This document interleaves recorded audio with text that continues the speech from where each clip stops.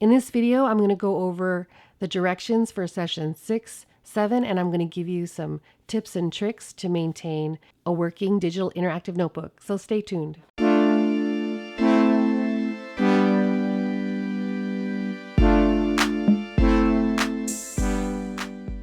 After you open your digital interactive notebook, you're going to go to slide 20 and you're going to find any updates and you're going to update it. You're going to do the same for slide 21, but you're not going to leave the slide until this is entirely updated. Then you're going to go to slide 21 and update, but there's no update for this one. Slide 22, you're going to continue. Slide 23, you're also going to update if there's an update.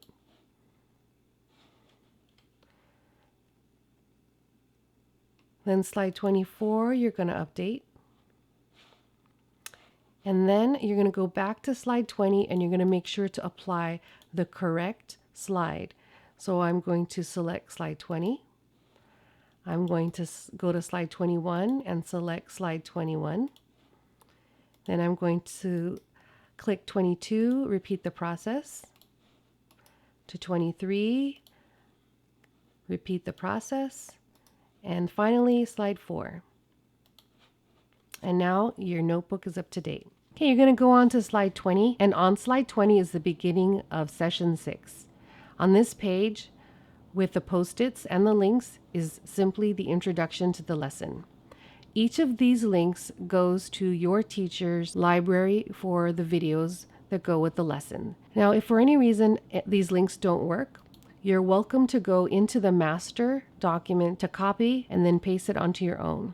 This is one of the tips and tricks that I was talking about earlier. You're going to click the icon at the upper right-hand corner of your digital interactive notebook. It says linked slide options. Here you're going to select it and you're going to open the source. This is where you have access to view the master notebook and you can rearrange it as you need it. You get to see, okay, which pages does the master have that I need? And this is where you can compare your digital interactive notebook with the master. And this is what the teachers update. You have access to view it, which means you can click and anything on there and paste it onto your own without corrupting your notebook. So that was slide 20. And I'm going to put it on slide 20. Click, paste. That's a tip to maintain an organized interactive notebook. So let's get back to the lesson. For session 6, you're going to begin by watching the video, and on the other slide of slide 20 is the exemplar that the speaker refers to. Then you go on to slide 21, and this is where you do all of your work. You're going to read through the exemplar and you're going to annotate it and try to figure out whether or not the writer wrote at a 5th grade or a 6th grade level. And you're going to do that by using shapes and post-its. So let me show you how to do that. You're going to insert a shape, and it could be it's a box. And let's say you want to annotate here. You want to remove the color by going onto the icon underneath the tools. You're going to select transparent. And then for the border color underneath add-ons, you want to try something fluorescent that'll stand out. Then you can go onto your post-its page, all your sticker pages, and find a corresponding color of post-it. I'm going to click this one, so I'm going to right-click and copy it. I'm going to return to the slide that I want to use the post-it on, which is slide 21, and I'm going to right-click my screen and paste. Then I'm going to move it to where I want, expand it if I need, and if I need to zoom in, I will. And I have to reselect the zoom. And then I'm going to create a text. I think here you can just click it, and then you're going to select the text option and outline a text box over the image. And I'm going to change my font. Oh, that's too big. So that I can type on it. So here is where you can type the annotation. And then you can even kind of rotate it to give it some character there. And then just drag it There, you can rotate it also. Give it a little bit of character. Then I'm going to zoom out and make it fit so that I can show you how to work here. So let's say you discovered that this is a technique that the writer used. We're going to go over to the rubric and you are going to indicate whether the lead was 5th grade, 6th grade, not yet, starting to, or yes. So you're going to go back into your sticker page. See, I have my zoom icon selected. I want to make sure to turn that off. Then I'm going to take any one of these icons to use. Let's say I want to use a star.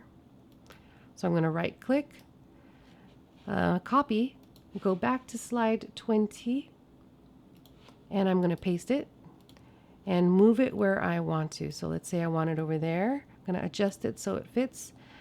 Maybe it's there was a lead and it was dialogue. So I'm going to determine whether that lead is a yes or a yes 5th grade or a yes 6th grade.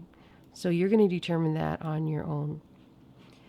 And you're going to continue the process until you have finished identifying as many of these narrative writing techniques from lead, transition, ending, organization, elaboration, craft, spelling, punctuation, and sentence and structure.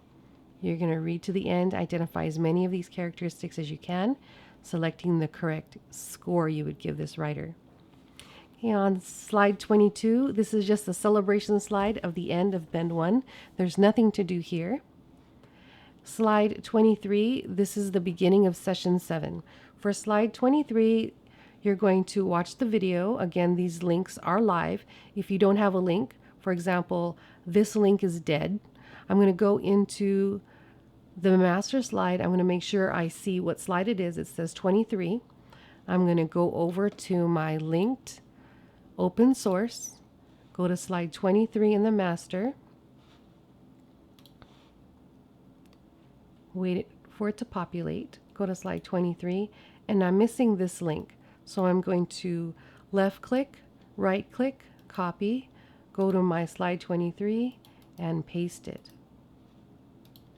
And there you go, the click is live. Now this click is dead too. So I'm going to go ahead and go back to the master, right click, copy, go back to mine and paste. Now this click is dead, so I'm going to go back to the master and I'm going to copy the link, go back to my notebook, and you got to be very careful that you go back to the right notebook and you paste. So after you watch the video, these are all the resources that the speaker provides in her presentation. These are examples of beginnings that a writer wrote, and you can zoom in to see that a little better. It's a little blurry. We apologize about that, but you can make out a little bit.